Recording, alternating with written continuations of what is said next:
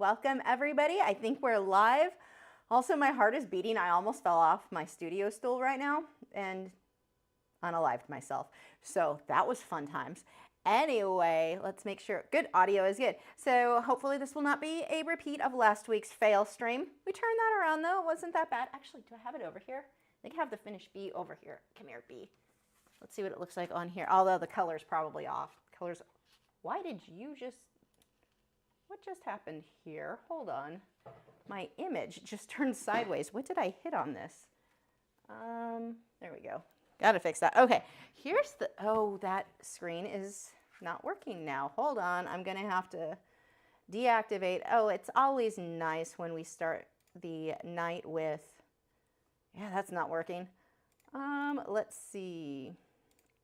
You need to be deactivated and activated. Please don't have another one of those tonight. Okay, we are good. But there is the B. It looks better in person. The detail, like what a difference in that. So that was from last week's fail stream. We have officially, I've redeemed myself. There we go. Okay, I need to put you somewhere safe because I'm actually going to be able to sell you now. It's kind of funny. I went from with that piece, like I should just throw it out to now I can sell it for a lot more than I could have during the auction because it has that extra work into it. So, okay. I call it a fail stream. Angela said not to call it a fail stream, that it's amazing now. Yeah, but it started, it could have, I still call it a fail stream because I didn't end the live stream with me being happy with it, which is unusual for me. Usually I can make everything good, but that one I just couldn't, but it ended up better than ever, so I'm good with it. Okay, so now I am going to go ahead and start on this tonight. We are going to be painting a Firefly night forest, and I will be using the airbrush, but I'm going to explain to you, if you don't have an airbrush, don't worry about it. I'll explain to you how you can complete this, and I'll show you some samples of how you can do yours without an airbrush. So all of the, let's see, the reference photo is available over at my website. Link is in the video description if you want to follow along, and it will also be helpful for you, even if you're not painting with me, when I talk about certain colors. I think you might be surprised with what those colors actually are versus what you think they are when you look at the photo. Also, there is a hair like in my face. Hold on. That's going to drive me crazy. I don't think I found it. Anyway, so link is in the video description for that reference photo along with all of the supplies that I'm using tonight. I am working on a Frederick's watercolor canvas board, and this canvas was supplied to me by Frederick's. So thank you to Frederick's. They're the only canvas that I use, not because I work with them or that they send me stuff to use. They were already the only canvas I used. I've had so many problems with the generic crap from Hobby Lobby, from Michaels, from all of those. I hate them. So Frederick's not had any problems. I love their canvases.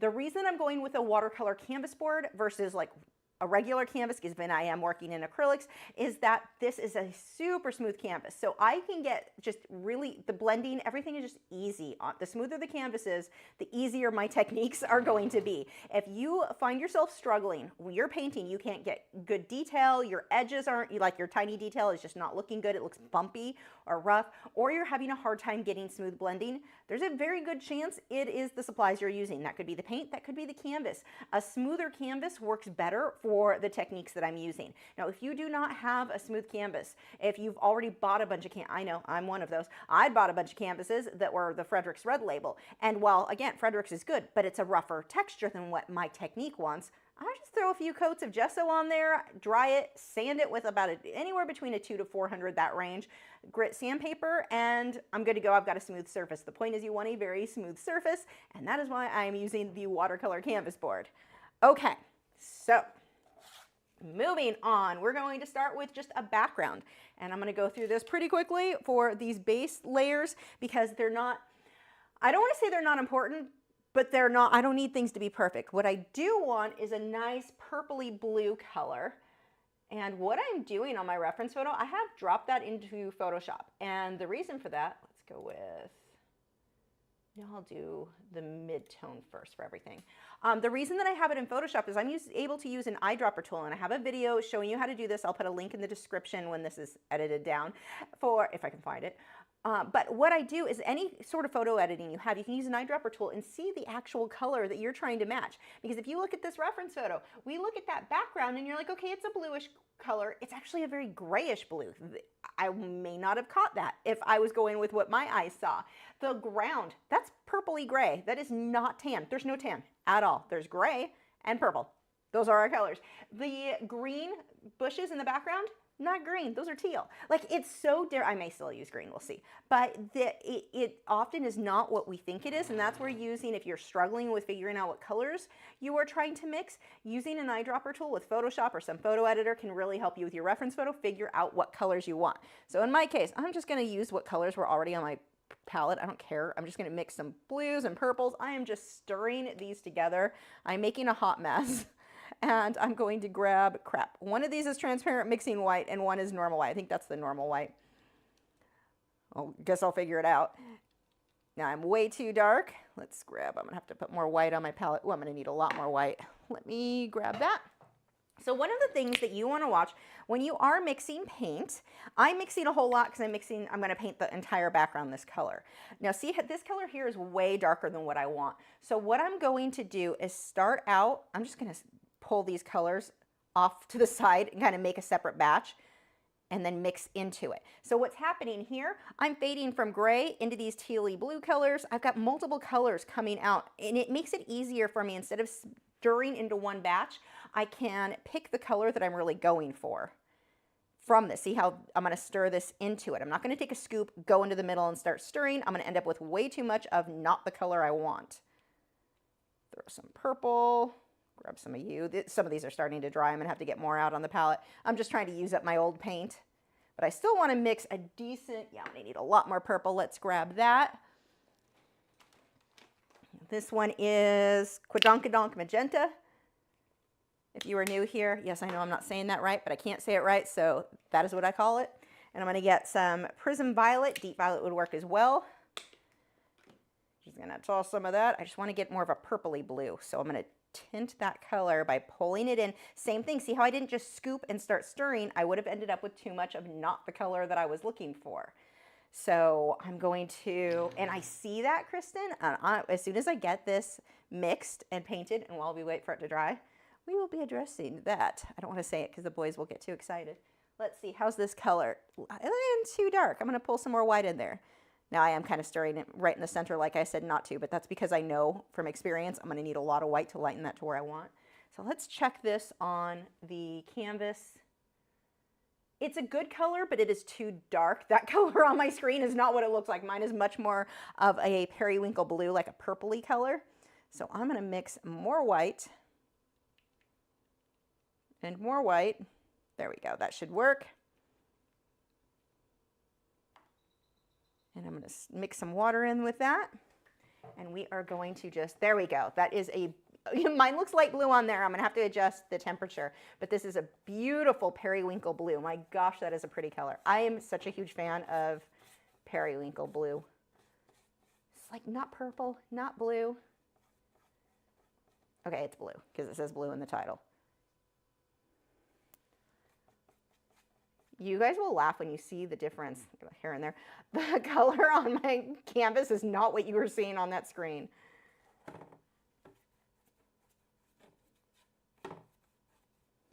And as always, you will be able to bid on this. The link is in the video description. If it ended up being a failure, it's not going to happen on this because I've done enough of these forests. I can do this quickly. But if it did, I would refund your money if you didn't like it. But you can bid. That is over on my website. Link is in the description. Now I'm just filling the bottom part in, even though that's going to be more purples, just to get something filled in, like just so I'm not fighting the white of the canvas at any point. And I don't even care about brush strokes at all. There is no need. Normally, you know, I use the mop brush to soften it out. I don't need to because I'm going to be putting brush strokes in on top of this. But first, I want to wash my brush. And the way that I rinse this, I've got a lot of paint on this. I was mixing the paint with it and then painting. There's a lot of paint there. First thing I'm going to do, so that my water doesn't get too gunky too fast, I'm just going to wipe it off on my paper towel. You just pinch that. Get as much paint off as possible. And then I can go ahead and rinse my brush. Let me dry this, and while it cools, we'll catch up with Kristen's gift. I can't say the actual name because the boys know that word.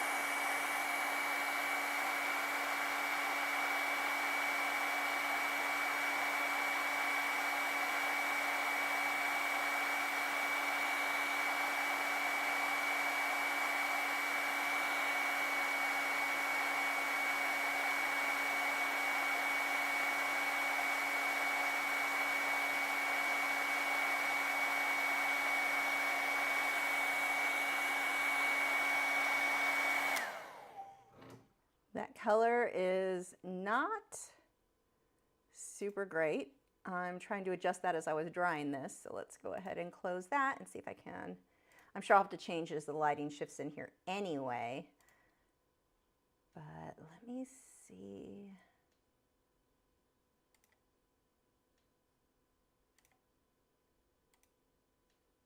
Yeah, I don't think I can do much more than that.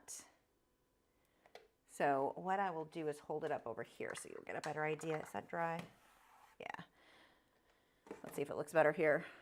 Yeah, there you go. So it's like this periwinkle blue type of, like it's more of a purpley blue. It's not quite what you are seeing on this. Looks too almost, and it doesn't matter, honestly. It does. You could go with purple completely if you wanted to, and it would be fine.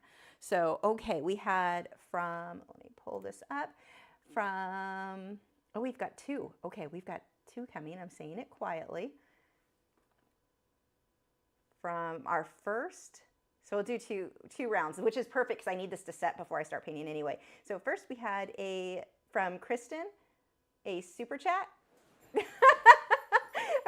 Oh my gosh, you boys are too smart. Like, how do you pick up on, you were asleep. You shouldn't have even noticed. This is why I couldn't say anything earlier, because they're just, they know that word.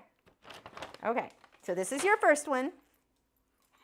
Oh, boys. Okay, go lay down. I'm doing it in 2 rounds. Otherwise, if I don't do this in rounds where I make them lay down and then come back, they stand there waiting thinking, well, you gave us 2 another time. We're not laying down. Lay down. There goes Gibson. Oh, Wade's so sad. He's like, I thought there would be 2. I was promised 2. And we have another one from Rick. You still don't know. Another big super chat. Good boys. Thank you, Rick and Kristen. Okay. This works out perfect, though, because, like I said, that canvas needs to cool off, and I'll explain why in just a moment. Oh, big super chat means a bigger treat. Oh, there you go. Say thank you. Okay, go lay down. Lay down. Down. Take your treat to your bed. I mean, you're gone. They're gone, but whatever. Lay down. All the way. You too, Gibson. Down. He stops and looks back like, but are you sure? Okay. So the reason that we want this canvas, we want it completely dry. Sometimes it'll feel dry to the touch, but it's not really. And so you start putting your next layer on and it just lifts off that previous layer. The other thing is right now this is very, very warm. I needed this to cool off because if I start painting on it when it's this hot, that paint will dry so, I mean, acrylics already dry fast. It's going to dry that much faster. And I want to go over this with my tracing and transfer paper really quickly right now. and sketch in about where that bridge is going to be, just so I know how far down I need to come with my, my trees in the background. So I've already pre-drawn out my, you can't really see it. I just have the bridge, the little, well, over the path, the little fence. So I've got, I just got paint on my face. Oh, where did I put it? Why don't I all just put it in the same place every time? Every once in a while I go through and clean and then lose all the stuff I need. Oh, here's some. Okay. So all I have to do now, assuming this transfer paper is still good because it is really old, you can see, oh, you kind of can, it's overexposed. But now I can just come through and this will give me an idea of the trees. Now I'm not going to try and make my trees exactly like the photo because the position is kind of weird and I don't love all of them. And I'm not going to put in as many anyway. So there's no real reason for me to get that exact. But I wanted to get the perspective of the fence good and not waste a bunch of time fussing over it, which if I freehanded, I would be fussing over it. So there we go. Good enough. I can draw that back in if I need to, if I paint over it, but now I know how far down my trees need to go. Now the thing our main goal here is to get this background to have depth. The funny part is the fireflies are kind of our focus here, but they won't look good if we don't get that tree, those trees in correctly in that background. So what I'm going to do is take another filbert, so a slightly rounded tip brush, you can see there, and this is going to give me the brush strokes that I want. What I will go through is take white, take a little bit of that blue so it's not straight white, and I am going to start creating brush strokes in here. It's going to be, actually, let's get a little bit of water. I'm going to take my fine mist sprayer, slightly go over that, and that's going to make my brush strokes really smooth so I don't end up with too much of that grainy, gritty look. And I need to just start breaking up. This is where that sky is. And I'll go back and forth. I will also pull in the previous color that I mixed. We're just going to build this up. And I'm going to go through pretty quickly, but you can take your time. You don't have to go through, whoops, I just pulled a blue I don't want. You don't have to go through quite as fast as what I'm going. Just pause the video and catch up as needed. There we go. Now I've got enough water on there. And I'm not even going to worry about where those tree trunks are. I just want to start creating some, and notice that I'm twisting and turning that brush. I want variation. I don't want to just keep making the same brush stroke over and over again. That looks ridiculous. So, more water. Break that up. And I want variation. Some of these are going to need to be light. Some are going to be darker. We're just starting to create that look.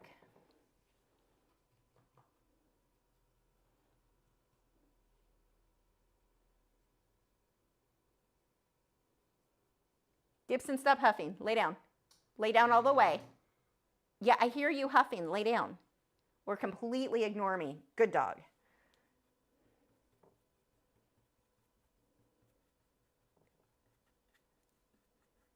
We want to make sure I'm pulling this down here a bit. Now, technically, I didn't need to paint that background that color first. This just makes it easier so I'm not fighting that white of the canvas. That's always a challenge when you start painting those first layers where you're going up against the white, trying to make sure you get everything filled in. If something shows through here, it's just that really pretty blue, that background color. So it's basically going to make everything in the end have a softer look than it would had I not done a base layer first.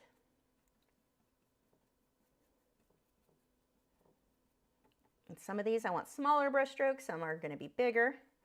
So I'm pushing harder for the big brush strokes, barely letting the brush touch when I want the thinner strokes. So like down here in the distance, we'll get into these smaller ones. We're going to be pulling a lot more of the blues down there anyway. We're going to do this in a minimum of 3 different shades. So this gives me most of the light that I need. I'm going to switch to the shade that I did for the background, and we're going to start pulling some of that in and see what happens while this is still wet. I start getting that wet into wet blending. Now don't overdo it. I don't want to take the same area and keep working, reworking, because then I end up with one solid mid-range color. I want to see the lights and darks in there, but going over everything while that's still wet is going to give me a nice soft transition.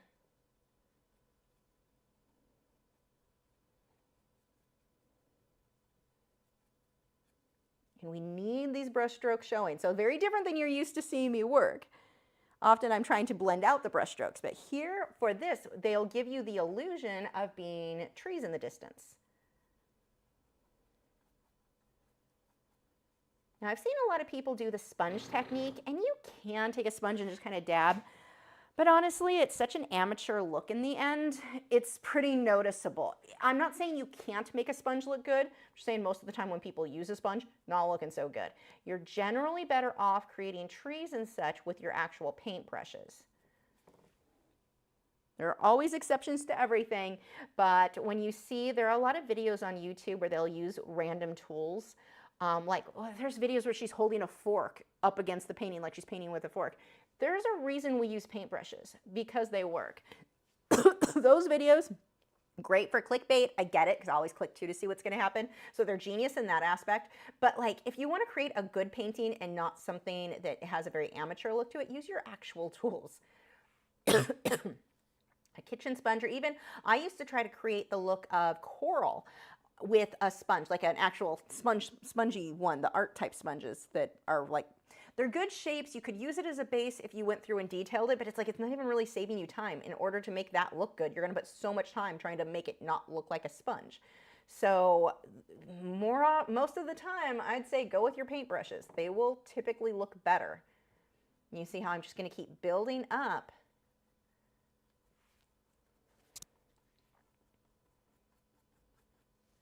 And so right now, this doesn't look like a whole lot of anything. We'll get there.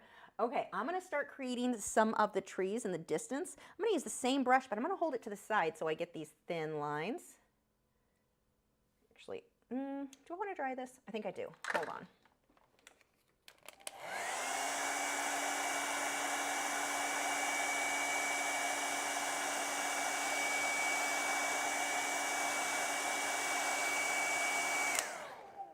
These are going to be the really, really off in the distance trees.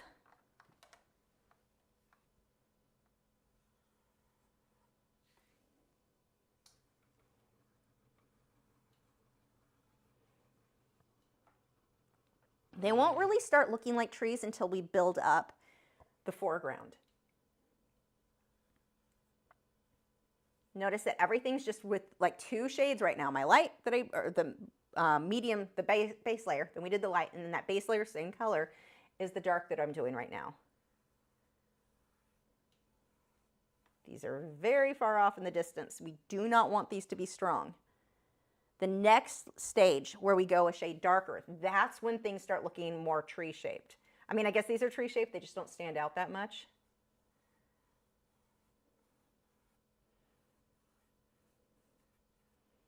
Okay. That is good enough. So super far in the distance trees. I'm actually going to I'm going to use a slightly smaller brush if I have one. I do. I'm in luck. So I'm not going, it's not a lot smaller. You can see the difference in size. Just a little bit smaller there. And I am going to pull some of the white just a little bit in here. Let's just brighten some of these up. But I want it to be small so it has more of like you're looking through tree branches.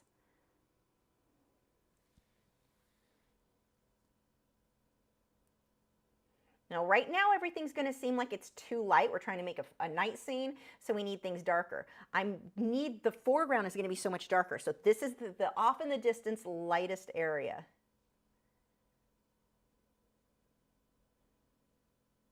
And you can do as many different brush strokes. I mean, the more the better, really, here, when you get a lot of variation in the size. But you can do as many as you'd like. The trick is don't overblend it. You don't want to go all the way to the edge. See how I've got this lighter area right here that is really focused in that area. I want to create depth. And if I'm pulling this light all the way to the edges, I'm not getting that kind of tunnel vision look that I want. I am also putting this in between those trees in the background too. I'm not going over those trunks for the most part. And I can always come back and lighten that up if I need to later. I'm going to go ahead and leave that there. I'm going to dry this. We're going to do our next darker stage.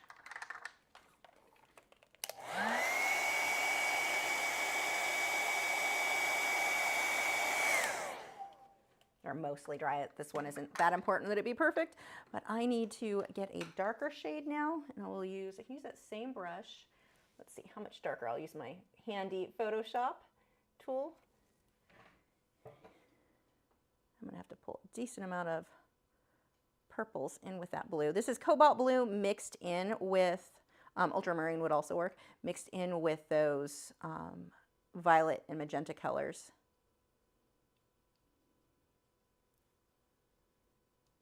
But I still want black and white mixed in there so that I don't have I want it a little bit more on the grayish tone. Let's see. That's pretty good. Maybe a little bit more black and white. I'm going to mix the black and the white separate though, so I don't get too crazy. Just pull that in. So I notice, well, if it's accurate, this is the color I've been pulling from here. It's the same color, it's just a few shades darker, less white.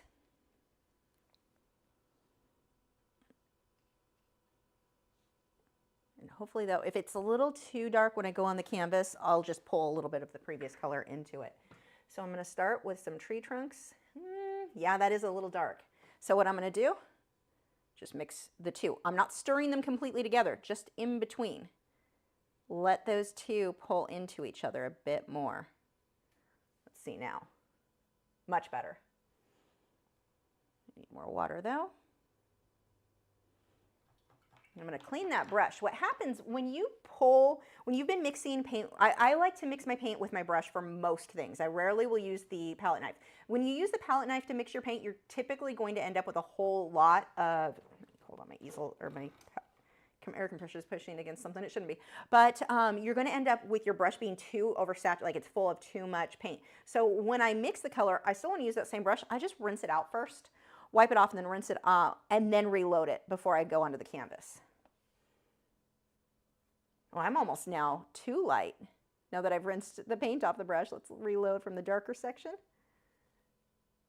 There we go. Notice that I'm going right over that fence. I'm not even going to worry about it being there.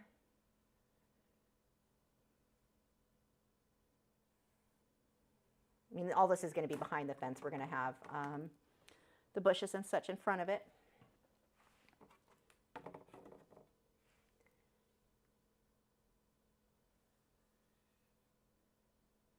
And I've got some branches coming off of it. So we'll go a little bit thicker towards the bottom. Robin, I see that. I'm saying it quietly so no one notices. Let me get these trees in. And Robin said, spoil the awesome pups. We will get that in just a moment. I'm trying to be quiet so they don't know. Let me get this layer in first, which will mean I don't have to dry it. It can just sit on its own before I go on to the next stage.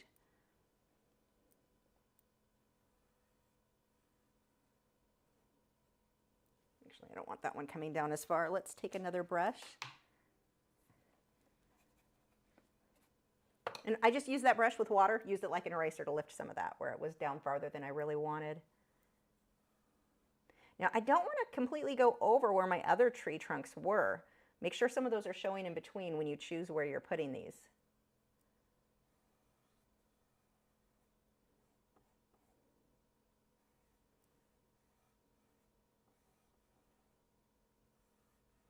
Get some variation, so some of these are thinner.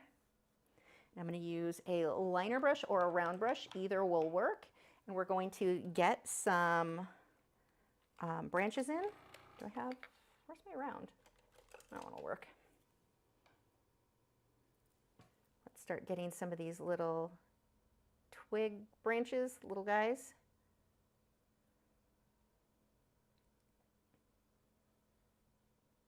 Actually, that will dry. Before I forget, let's go ahead as I start building these, or before I get too far. We've got a super chat from Robin. It just cracks me up how you say it, like saying it, and they're just like instantly alert. Don't snoot on me. Do not snoot on me. Okay, say thank you, Robin. Oh, that's good. Gibson had major chatters for that one. So good. Okay, go lay down. Lay down, down, down, down. Say thank you, but you gotta go lay down. I'm missing a dog. Gibson. He's like, I don't have to do what I don't want to do. Do what I want. So as slow as, I'd say humanly possible, but houndly possible. Okay, thank you so much, Robin. The boys, thank you. Okay, so we'll keep going through and putting these branches in.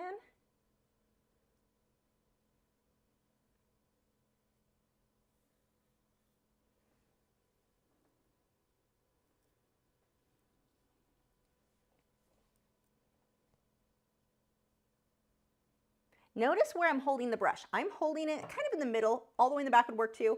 This, I don't want to hold up here.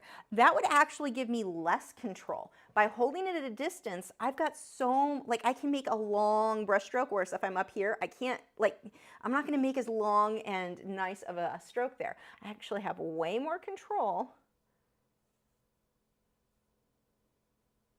by holding it back here.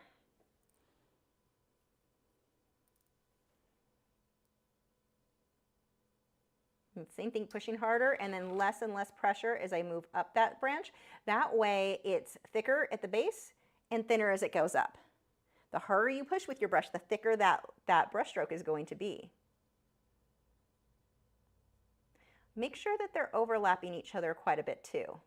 That gives you a much more natural look than trying to, like, every brush, none of the branches overlap or touch each other.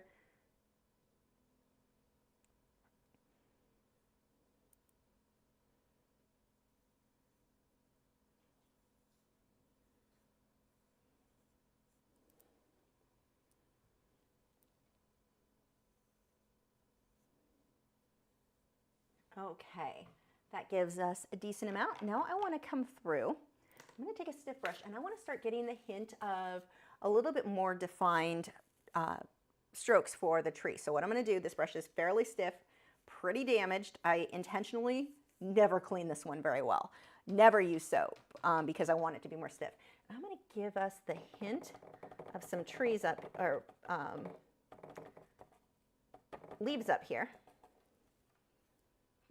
Fireflies, so it's not a winter scene.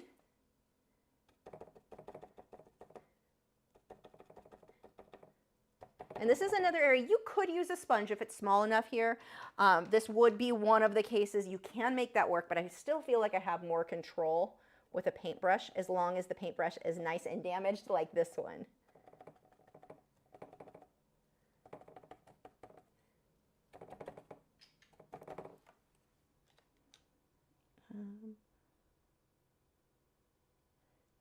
Just making sure I didn't miss anything from Discord, from... Nope. Which channel are we on? Hold on. I have a hard time going back and forth between the proper channels here. This is the one. Okay, that is not for me right now, or it is.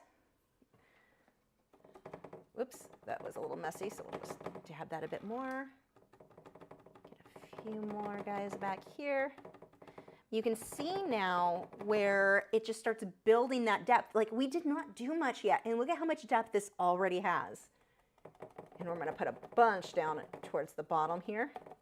See, I'm going right over the tree trunks as well.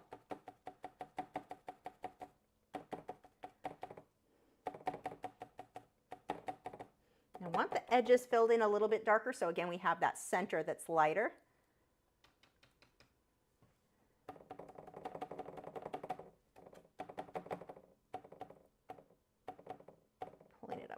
I don't want to go too much.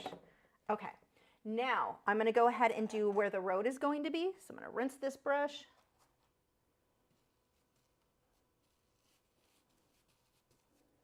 Not rinse it well, because the more damaged it is, the better it works for how I need it to. This is just one of those super cheap brushes, like a generic one that came in one of those kits with like a small canvas brush holder, and it had a whole bunch of these. This brush I've probably had, well, it's older than my dog's, that's for sure. I've probably had that one for 15 years. Okay. Not that it takes that long to damage a brush, but there we go. So now I need more of a purple gray. So I'm going to start a new batch, and I'm using the deep violet. I'm going to pull the same cobalt blue, though. I'm going to make my purple out of that. And anytime you've got a grayish tone, you know that means you need black and white. So that is what gives us the gray. So I've got to pull black and white first. We'll just make the gray tone, and then I'm going to pull purple into it. I think I'm a little too gray there. Let me see color-wise. More purple. So I'm just going to take more. This was Prism Violet. Deep Violet's pretty much the same. It's like magenta.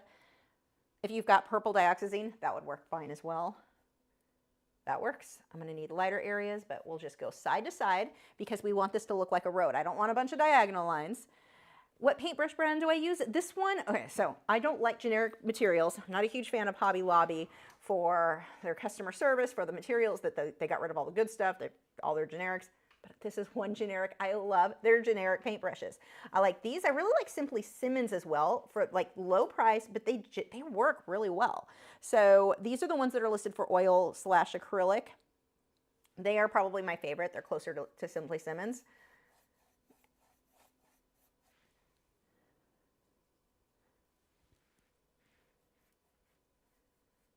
That road's just going to kind of fade off back there.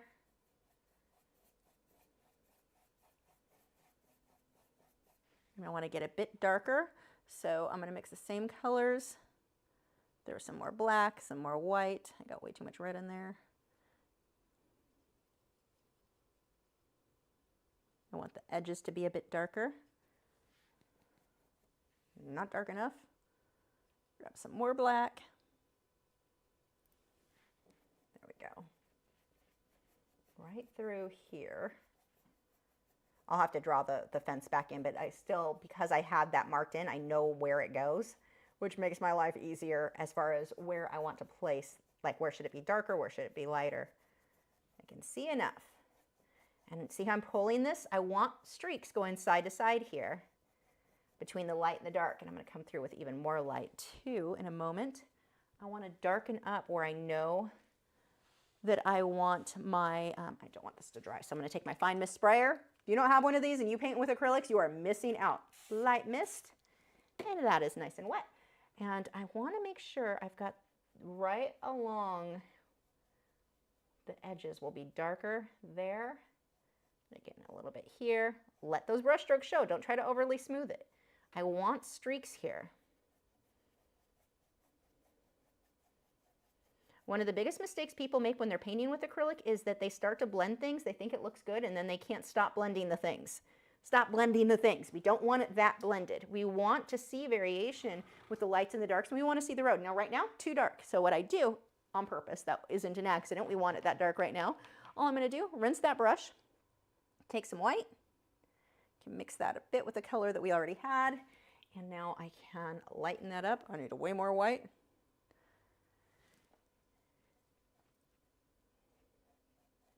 Got these lighter patches in here. Same thing, side to side.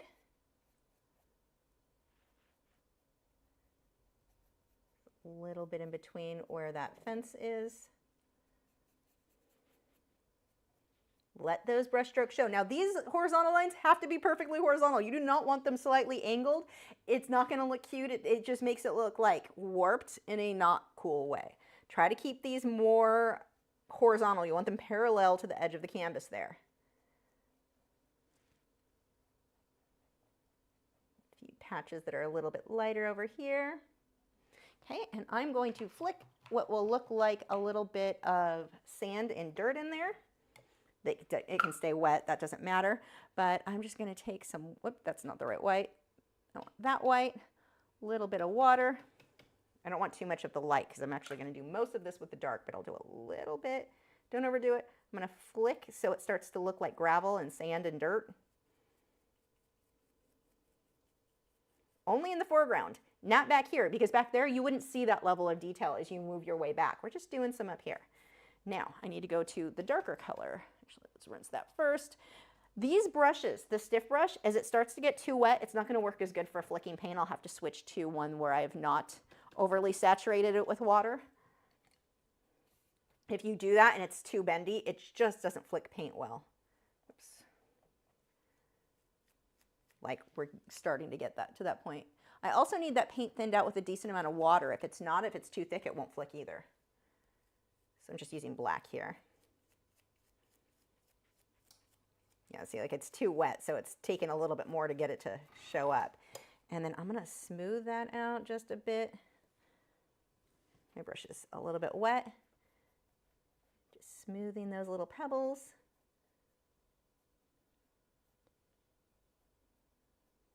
And now we have dirt.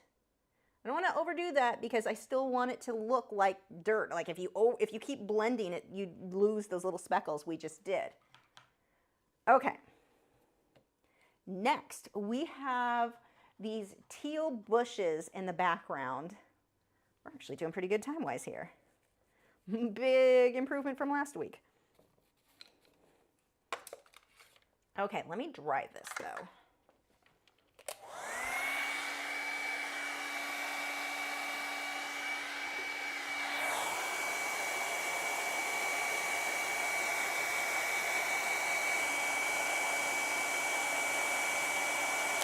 And I think I'm going to give this a little, I think I'm going to make that a little bit more light.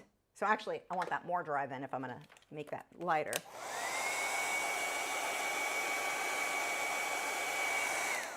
I want that contrast a little bit brighter on that road. So same brush, grabbing some white, same color we used before.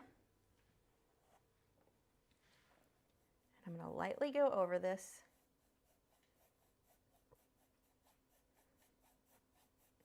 I'm essentially dry brushing. Now, dry brushing is not a technique I'm a huge fan of. I think it makes you look like your work tends to come out looking like an amateur.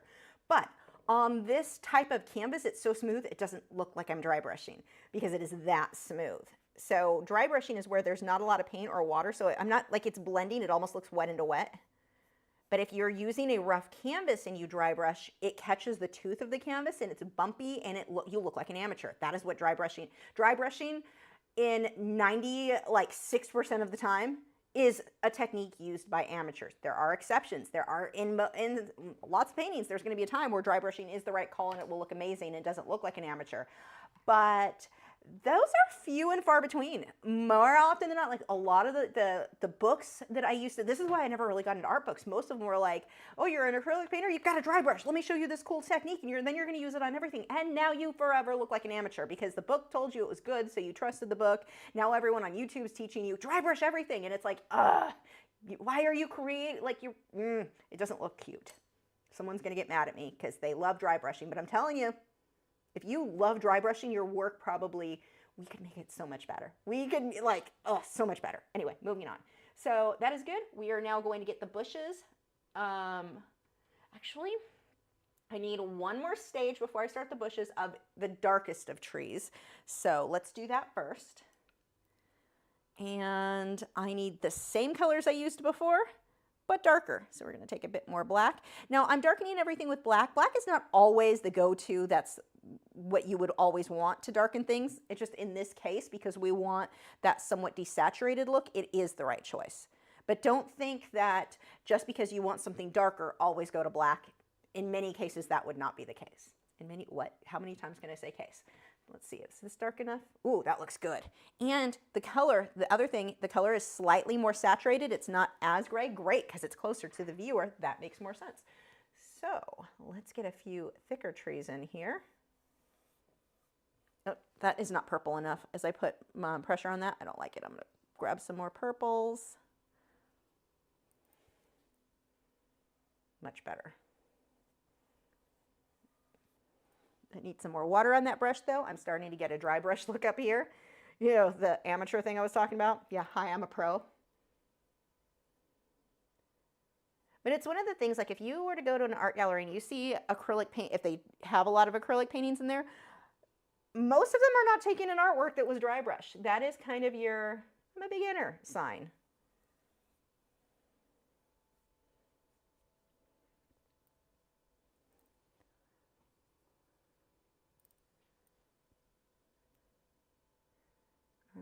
Let's see, I need even a little bit darker on some of these than this. So we'll do just a few like that.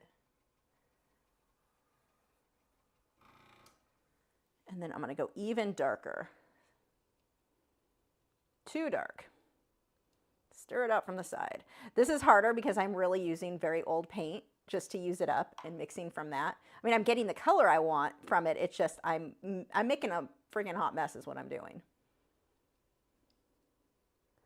Let's see how dark that goes. Oh, pretty good. Okay.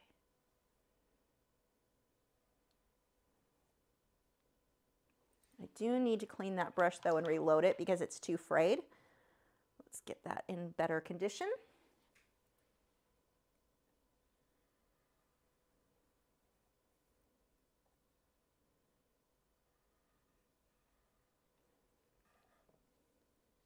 That doesn't look cute at all. Erase. There we go. My branch was like weirdly thick.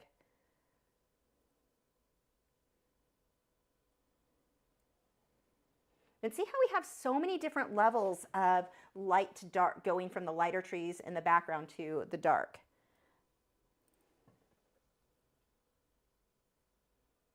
Now, in the case with the trees, which may seem backwards, we think, okay, up close, they'll get thicker, bigger. There are different types of trees at different ages, and so we've got thin ones up front and thick ones in the back. Like these ones aren't all going, they're not man-made, so it's not like a consistent, you're not thinking light posts. Like a light post, the ones closest to you are going to be big, and they're going to continuously get smaller and smaller as they go back. But with the trees, not necessarily the case in a forest like this.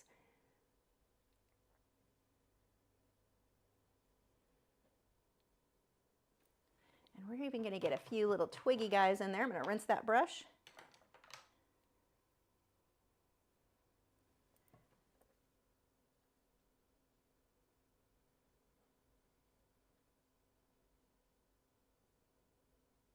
I need more water and more paint on that brush. That is not giving me nice smooth lines there at all.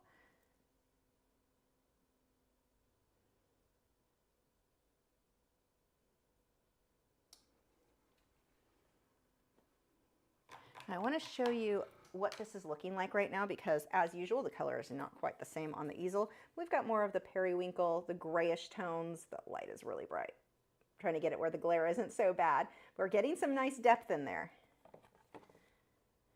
I am definitely happy with where this one is at the moment, unlike last week. And that auction is going on. Yes, the auction has started over on my website, so if you want to bid on this guy. Now, I need to get some teal and green paint. Let me put some more of that out on the palette. I'm actually going to do a mixture of teal and a little bit of phthalo green. Phthalo green is closer to blue on the color wheel. So that is going to give me more of the look that I'm going for. Let's see if this brush is dried, if it's stiff enough. I may have to start getting another one ready.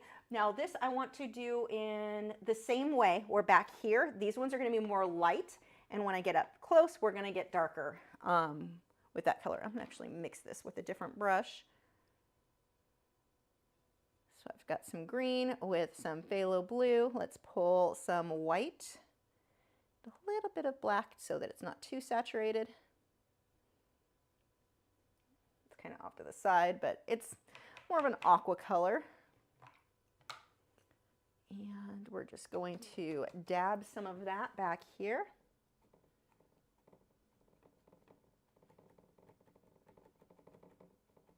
I'm going to mix in a bit of that periwinkle color as well. Right here, I don't want this going in front of that, so I'm just going to pull that off. I can paint over it if I need to.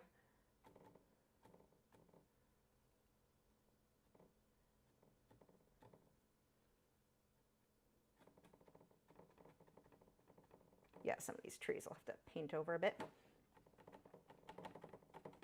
Now I'm going to pull that periwinkle color while that's still wet. We can mix a little bit of that in there so it's just fading right along the top there. So there are our bushes just off in the distance. Super easy.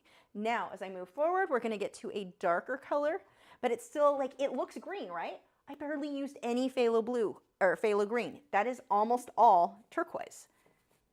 And this is where using a color matching app where I've got Photoshop, I can show you right now. I'm going to swing this over. There is my computer monitor next to where I work. And all I do is I can take this eyedropper tool and touch an area, and I can look up here and get a better idea of where that is. Am I more gray? Am I more color saturated? Like down here, I can see I'm much more purple. And that is what I'm doing to make sure, just to double check myself. It just makes it easier. Do I need to do that? No, but it makes it easier. And that was one of the things here that I found to be interesting, is that the green isn't green at all. Like, it's not even as green as what I made it. I mean, it's your painting. You make it whatever you want. You don't have to go exact to the reference photo. I'm going to darken this up and smooth that out. But it is helpful if you are struggling with colors. It just makes things so much easier. It's like, I'd say cheating, but someone will jump in and go, oh, it's cheating. Use the tools available to you to make the best painting you can. Okay. There is no cheating in art except copying somebody else's art or using reference photos that you don't have the rights to. Moving on. Let's mix a little bit of a darker green now. I say green, but really I mean the teal, the turquoisey color. Nope, just pull some of that other color in there.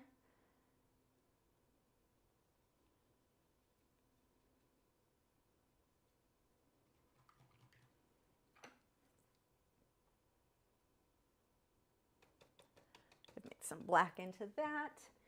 And let's just start dabbing here.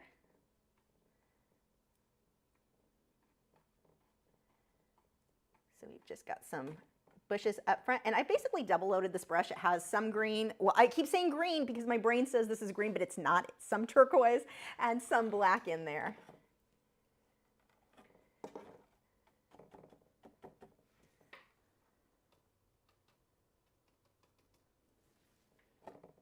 We're just gonna dab that in there. There's a little bit too much blue I don't like. Let me lift that. It is mixing in a way I don't like. There we go. Just pull some of that in the road. Actually looks pretty good. And we need darker areas. So I'm just going to take straight black. Well, sort of. I'm mixing it in with some of the other darker colors I used. Let's pull these in here. I'm just lightly dabbing.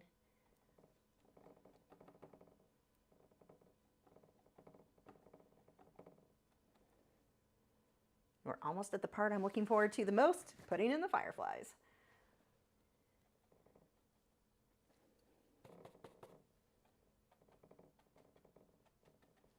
I need to dry that. I want to put some more turquoise on top of that black. Actually, maybe use a smaller brush so I have a bit more control.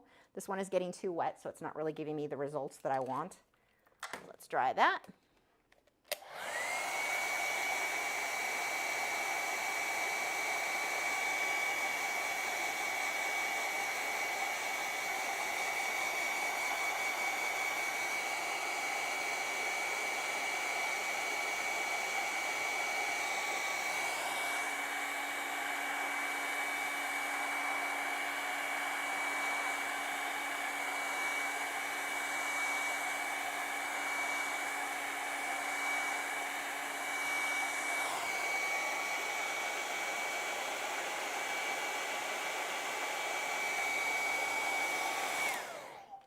Good timing, Tessa. Tessa said, not yet. Tessa said, the fur babies need a break. It's hard work being good. Yeah, I don't know. Bad cow tried to be bad. No, down. Oh, man, hate the rules. Okay, come get a super chat. Don't snoot on me. Be polite, sir. Thank you, Tessa. Okay, I know, it's very tasty. Good job. Okay, that's it. Go lay down. Don't give me sad puppy eyes. Go lay down. Down, down, down. Tripped over a water bottle, knocked it out of the floor, freaked out. Okay, lay down. Boys, down. Down. Down. Wade. He's like, but the water bottle scared me. It was very scary.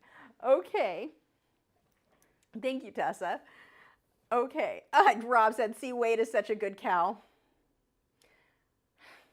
That's not a good cow. That is the face of a bad cow. He actually gets excited when I call him that because he associates that with being positive because that's just what we call him. Okay, anyway, moving on. I'm going to use another stiff brush, and I'm going to pull some more of the teal just along some of the tops here. Remember, it's nighttime, so you basically want to blue and gray everything up. So you may look at that and think, oh, put green. But it would be like if you go outside, you think you see green because you're like, it's a tree, it's green. But that's not really what, like take a photo, that's not the color. You can see that in the Photoshop. We get more of these teal colors is really what we're seeing.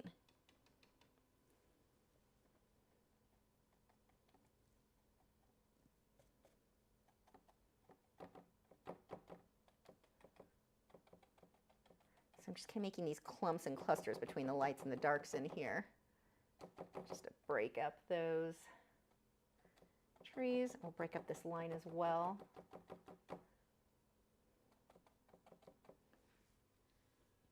Okay, now I need to dry that again so that I can draw the fence.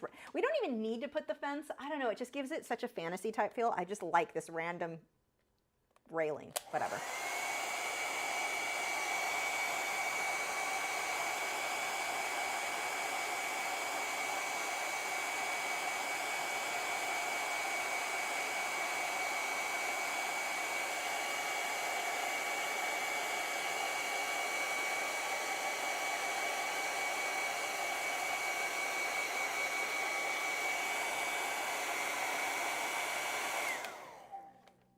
Rob says, I vote no fence. You don't think? What do you, let me guys know, guys. Do you want to see, like, no one's bid yet, so I'm not, like, deceiving anyone that thought they were getting a fence. No fence works. Let me know. I need more votes. Nick wants the foreground element. I could go either way on this. My gut is fence because it just, like I said, it makes me feel more fantasy-like, but no fence, another no fence vote. Another one that says it's better like this. No fence, maybe a big boulder. I'm not going to jump in with a boulder or something without a photo because what looks good in our head, not always, and being that this is live, I don't want to turn it into another fail stream. I like the fence, no fence. Yes to the fence. Mostly it looks like I'm getting no fence votes. I'm on the fence. That was so cheesy. I am on the fence though.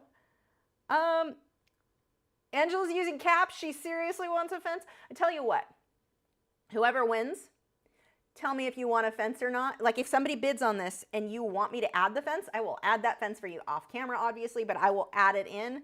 But yeah, I mean, it could go either way and be a strong piece. But the fence is kind of floating in the middle of nowhere and doesn't necessarily make sense either. So half fence. Yeah, it looks like mostly the no fence is winning. Sorry, Angela. Yeah, lots of no fence. I'm not adding Bigfoot. Oh my gosh. Although we should all thank Dolphin Soul. This was her idea. She wanted fireflies tonight. Actually, her original idea, she apparently wanted me to fail again. She wanted a boat in the ocean with the moon or like a big cruise ship or some kind of ship and fireworks. And I'm like, you think I'm going to get that done in an hour? I mean, I appreciate the faith you have in me, but that is definitely not going to happen. Okay, we're not going to do the fence. We're going to jump into fireflies. So there's a few ways we can do fireflies, but the main thing, we want to start getting a glow. And I'm going to use the airbrush, but I'm going to show you how to do it without as well, so don't worry if you don't have one. The first thing I'm going to do is I'm just going to flick. I want this to be one of those with a lot of fireflies. So I am going to mix, oh, my palette is a hot mess of color I don't want. Let me clean this up. So I'm just going to take a razor blade. Super easy to clean up. It actually works better if you have a glass scraper. I'm having to, like, I get it on my fingers because I lost my glass scraper. It's in here somewhere, but I'm just going to do it like that. And create a patch.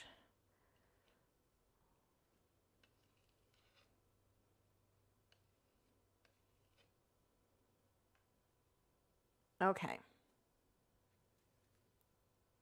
I'm going to paint all over my hands. I need more paper towels. Where are those?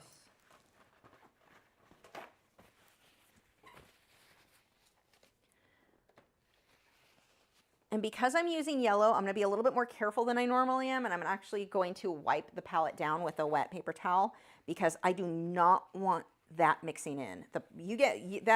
I would end up with green. There's not even green on this piece, but because the blue is on the palette, I don't want that mixing. If it mixed with purple, no problem. It mixes with blue, I now have green, and that's not cute. Nobody wants that. Okay, now I've got the white. My white has a lot of blue in it, though. We're going to do a new patch of blue, or white. I don't know the words. Okay.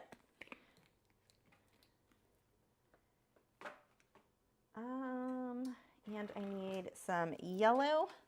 This one is yellow oxide. That actually works. Ooh, that is starting to dry up. I don't use this color very often. That is too much, but whatever. Okay, I'm going to mix my color first. I need another brush to flick paint with. Let me see if I've got another one that's damaged. Not damaged enough. You are too wet. You're not going to work. This will have to do. Okay, I'm going to, let's clean that brush a little better. That brush just about did undid my whole no blue mixed in because it had so much blue on it. There we go. We should be better now. There we go. I am going to mix my yellow oxide and white. I'm going to dump a bunch of blue in there, or water.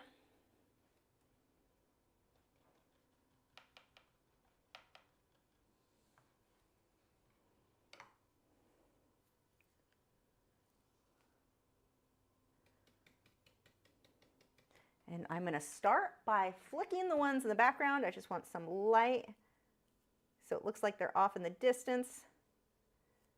Okay, so that's it. Not a lot there.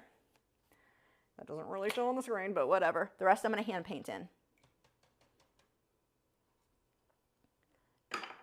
So I'm going to start by, I'll just take a small round brush, same color, and I'm going to put some dots where I want those to be. I want some different sizes. I want some of these to be fairly large. And that was one of the bonuses of flicking some of this paint. You can't see it that well. Let me pull it over into this one. You can, well, the glare is pretty high, but I flicked, maybe if I could turn the light down. There we go, you can see it better now. I flick, you can see all back in here, a lot of little fireflies off in the distance. So what I'm doing now is just blocking out my size so I've got some variation. Some of these I want to be really big, and I'm just going to do the first dot. We'll soften these out after. Basically, I'm mapping out where I want them right now.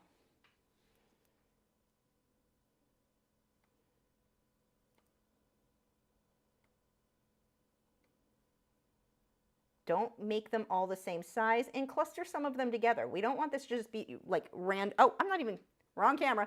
We don't want this to be polka dots.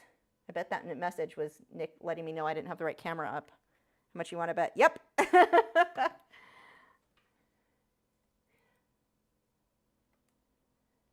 So we're just dotting those. Now you could leave the fireflies like this and it'll look enough like fireflies, but some of the ones in the front, I want to have more of a glow. So we'll first dot these. And there are a bunch of different ways you can do fireflies. Like this is not, what I'm showing you tonight is not the only method.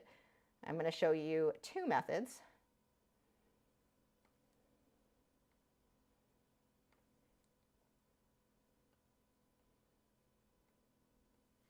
Okay.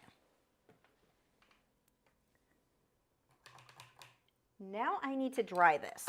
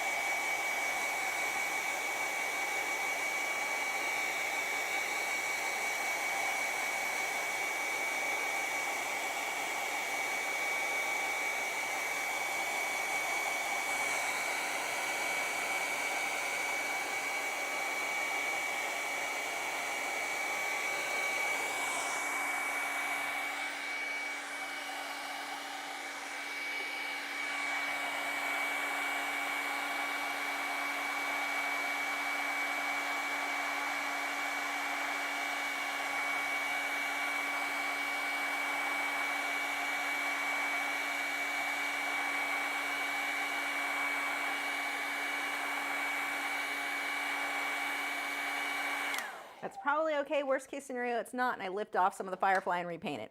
That's pretty much what's going to happen. Okay, so what we're going to do now is, you remember that dry brushing I was telling you looks so bad? This is a smooth canvas, so it's going to look amazing. So I'm going to break my own little thing. Let's grab, need something to spread it around with. So I'm going to use 2 brushes for this. This one is kind of fluffy. I'm going to use that to spread the paint around with, and then just any brush to apply it. Actually, I'll use the other one I was previously using. And I'm going to take just the yellow oxide, yellow ochre. It's basically the same thing. Yellow, I think it's usually listed as yellow ochre with oil paints. My acrylics list what appears to be the same color to me. I don't know. It could be different. Scientifically wise pigment looks the same to me as yellow oxide with my Liquitex Basics.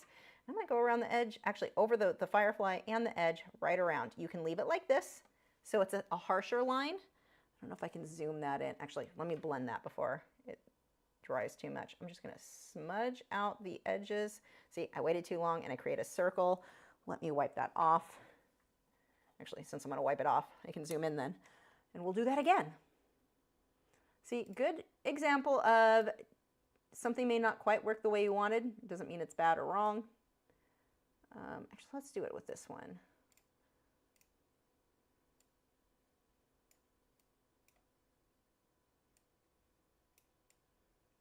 Okay, so what I'm going to do, I've got a brush that's slightly damp. I've got the yellow ochre. I'm going to go right around, back on top of that. I'm just going to lightly smudge that in a circle. This gives me that glow. And then I can take white or the lighter color right in the center. Now you can do that first. You don't have to do the dots I previously did. The dots were just kind of me mapping things out where I wanted them. The other method is going to go much faster for me, is with the airbrush. And for that, let me get the paint set up. Oh, where's my water? Hold on, I should have, oh, here it is. What else do I need? I've got you. I need some yellow and a bit of white. I'm going to throw some stuff on the floor first.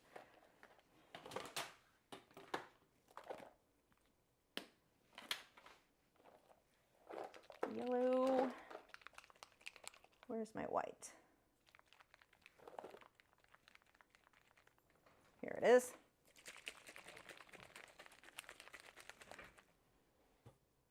So the reason that I've got to put some white in there is that the yellow is too translucent, so it wouldn't really show up that well.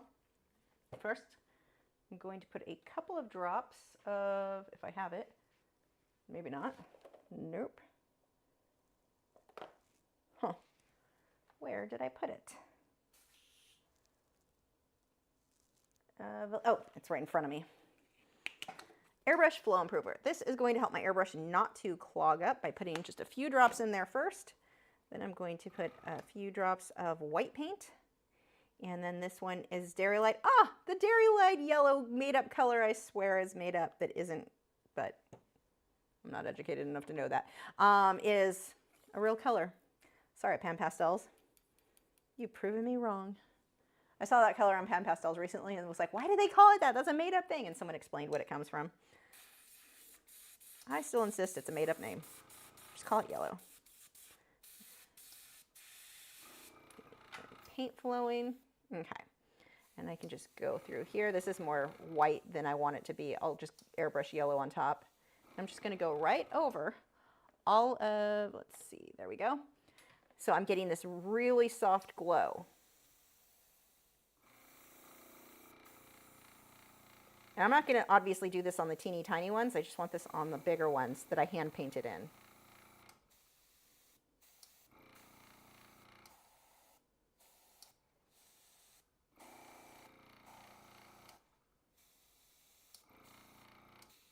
And just so these all match, I'm going to go over the one that I had painted in a moment ago.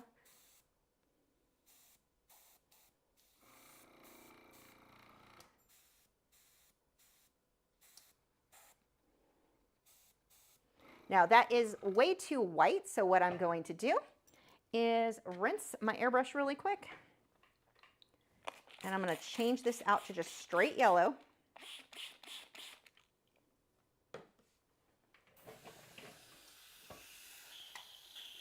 So I'm going to do the same thing. I just ran water through it, so most of the white came out. A couple drops of flow improver, a few drops of my yellow. And now I can just go right over those. And this gives me that nice bright color. And then what I will do after that is hand paint in a dot of white right in the center, or a light yellow, not really white.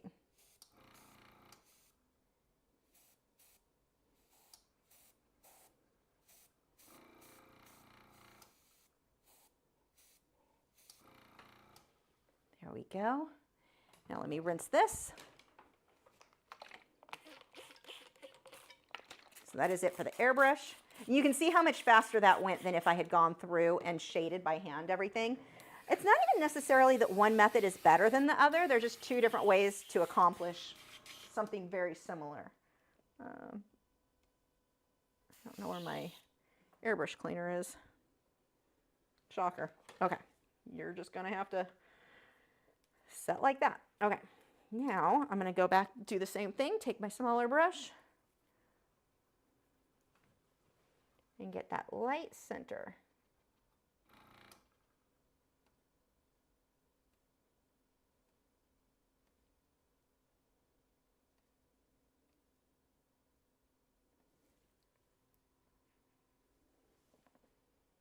And this has a little bit of yellow oxide mixed in, but it's mostly white.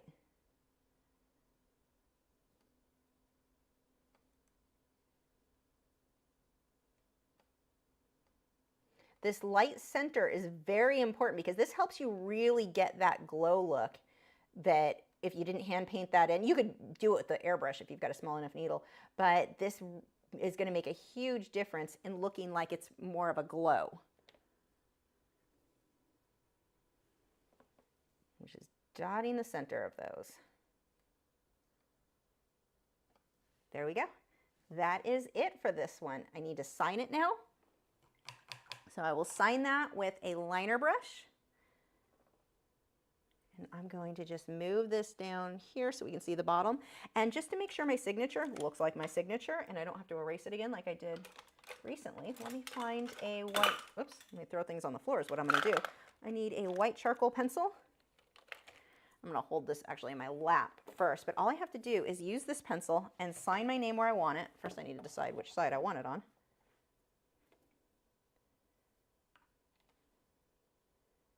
I like this side. There's a firefly right there. That'll be fine.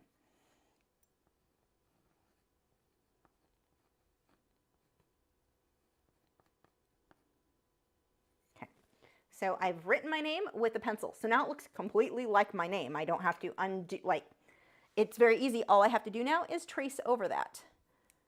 And let's trace over that.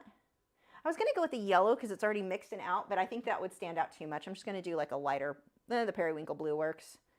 It just needs to be lighter than what's already on there. Yeah, that's better. You can see it, but it's not so in your face that, well, that it's in your face. I am a wordsmith.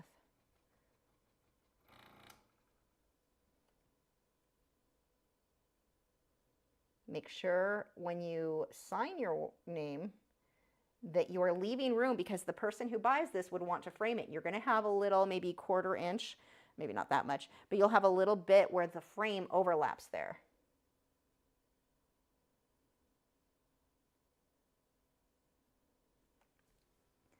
So there we go. That is the finished painting, and I'll pull it over here so you can see it better.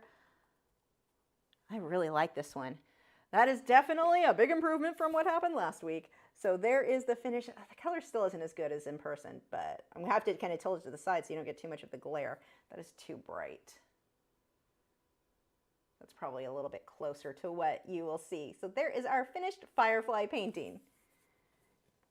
Okay, and we had, I need to scroll up here from Corey. Gave the, I don't want to say it too loud. Look at Gibson's nose. Your snoot isn't, like, you have room for your head on the bed, Gibson. Wade's face. Okay, come get a super chat. Goofballs. Oh, can you not fit over here? Is my cart in the way? I'll move my cart. Thank you so much, Corey. Okay. Corey gave you it. Oh, you can't get over here? There you go. Okay, let's get this moved out of the way because that I don't need anymore. Go lay down. Lay down, Gibson. Where are you going? Down. Okay. So we'll get the questions will come in a minute. I only have a couple of things like that I wanted to bring up tonight or talk about on my own besides answering your guys' question. You guys can still bid on this. You can get that painting for $65, which is like super cheap. So if you are interested in it, that is available. It will have a very high gloss varnish. It will look beautiful. Okay. So one of the things, this came up today, and I tell you guys this all the time. You are going to get nasty comments from people online. Don't take it too seriously. Let me move this out of the way because that is bothering me. Anyway, you will get nasty, there, sit down. Whew, out of breath. I need to start working out more. You will get nasty comments from people online, and it always makes us question things. And not all of us, some of us are just kind of have that whatever, it rolls off our back, but not everyone reacts that way. Some people are really affected because our art is emotional. We are attached to that art. That is our creation. And when somebody tries to bring down what you do, what you create, it can affect you. Don't let it. You have to understand if somebody is trying to pull you down, there is something wrong with them. Example today. Did I screenshot it? I can find it quickly if not. Somebody left a comment. I had a video talking about art galleries. And this girl, I mean, obviously, I don't even know if I'd say she's a troll. There's certainly some instabilities. So she comments, painting is not art. I feel like you don't understand what the word art means, and I get that people like to reinvent words these days, but yes, painting, like, what are you talking about? It's one of the like most original forms of art. Like probably the most original form if we go back to like cave paintings and stuff. But she claimed painting is not art. And I was like, I'm sorry, what? And I had commented, I said, it sounds like someone who's jealous of others would, or sounds like something someone is jealous of others would say. Let me guess, this is the same, or this same person. And I didn't know if she was saying it or if she was like, other people said that. It was just such a weird, like, you can't, it's not even a full sentence. So I was like, let me guess, the same person who thinks art is gluing their hand to cement. Her response, I'm a better artist than most, no need to be jealous. If that's the artist's intention, I guess meaning gluing your hand to cement is art. Now go buy my art. I responded just laughing and said, I'm sure that's absolutely true. I totally believe you. Well, I was able to find her Instagram. Why anyone would listen to this girl, I don't know. Her Instagram, all she does is collages of other people's work. She doesn't even do her own work. She had some pencil sketches. I don't know if they're hers because she's throwing a filter over everything. So I don't even know, like, is this AI? I don't even know what she's doing. But I mean, if she had posted that crap in our art group, we would have had to do some research to find out if it's being ripped off or if she's just, I don't even know what she's doing. But most of her stuff were collages from magazines, collages from somebody else's painting with other crap glued to it. We can argue what art is. Some people would think hers is good art, but somebody like that is who's telling you what you are creating is not good enough. And now she's not bashing my art or any, well, I guess she is, in that she insists that painting isn't art. My point is, every single time somebody has tried bashing me like that on the internet, every time, when I was able to see their art, I don't know why they're even talking. I don't understand why. Now, we all start at scratch. We all start at the beginning, so I normally wouldn't bash somebody. My point is, it is so common. The most of the time, when you see somebody comment online trying to pull you down in any way, they are the ones who are unstable. It's not you. Don't let these people make you feel bad about anything that you've created, because somebody who's good Can you imagine Jason Morgan? We'll use him as an example. Can you imagine him finding the time to go comment on someone's work and just telling them they're bad? No, you got to actually pay. You have to sign up to his Patreon to possibly get a critique from him. You think he's going to go to some random video, to some random post on Instagram that they found and try to pull that artist down and give his 2 cents? No, because he's a real artist for one, but people who are good at art are too busy creating art to go try to pull someone else down. Now, and I'm not talking about somebody who is giving a critique because somebody asked us to. I'm talking about somebody, I don't know who this person is. She shows up leaving a comment and I'm like, you are unstable. That is, so, I don't want to poke the unstable bear, but the point is, don't let those sorts of comments, because I've heard from people that struggle with that getting that kind of a negative, like any negativity will make them not want to paint. It makes them doubt themselves. Anyone who says something like that is not somebody that you would listen to. I'm not saying don't take advice from other people. If you are able to get advice from somebody that you respect, great. The internet is full of so many unstable individuals with very interesting viewpoints on all the things. Don't listen to them. Don't let them take your joy away from the joy that you felt. My airbrush is going to keep going on. Hold on. But don't let the people who are unstable like this, the people who, she's obviously miserable. She's not happy with herself. She's not happy with what she creates. So she's got to go tell everybody else. She's got to dictate to other people. Anyone who starts dictating to other people what they need to create, what they need to do, like random people they don't know, this is not somebody that you should even care about. And I know I bring this up a lot. It reminded me, because I know so many people struggle with that. The internet is full of mean, nasty people. And this wasn't that bad. I mean, was a silly thing that just got me thinking about it. But it is full of mean, nasty people that you don't need to listen to. You don't like what somebody says, block them. Block is a wonderful feature. You know how many people I block because they decided to say, just be misbehaved, ill-behaved people? Block is a wonderful feature. But yeah, that was kind of the funny thing. Miss, I only know how to make collages and I can't really draw very well, has decided that painting is not art. Gee, why would someone decide that? Because she doesn't want to take the time to learn how to paint. But she wants to be an artist, so she's going to make collages. You're essentially a scrapbooker. Not that there's anything wrong with scrapbooking, but let's be realistic about what's real art. Anyway, so there was that. The other thing I wanted to bring up, and mostly because I want to edit this down and send it to Arrow Garden. We'll have art questions coming up in just a moment. So it's frustrating with these smaller companies. We complain that Amazon is getting too big. And when possible, I like to order directly from the company. In this case, Arrow Garden. Some of you may be familiar with their products. They do grow like kits where you can grow seeds, grow herbs, grow your little like in-home garden. So I bought one of these kits. I haven't set it up. I'm going to grow some dandelions for my bearded dragon. She loves them. So yes, I'm intentionally going to grow weeds. But anyway, I also ordered a grow light from them. They had this good deal. I got a great deal on this light. Well, then I found out why. When it came, you have to, in order to have full features with this lamp, it needs, and you can change like the temperature. So if you want, I think it had 4 settings it said on their website, the temperature like cool, warm, and the in-between colors, more purples, whatever on this grow lamp. And you can use the app to set the timer. You can use the app to change that, to make it stronger, brighter, darker, all that. I get the lamp. I go to download first, I get it all set up, put it together, and it's a beautiful lamp. I really was very happy with it. And I go to get the app. App has been removed from the Google Play Store. Contact the company. I did some research and it turned out, yeah, that app had been removed. So, and it had horrible reviews from what I found on Reddit.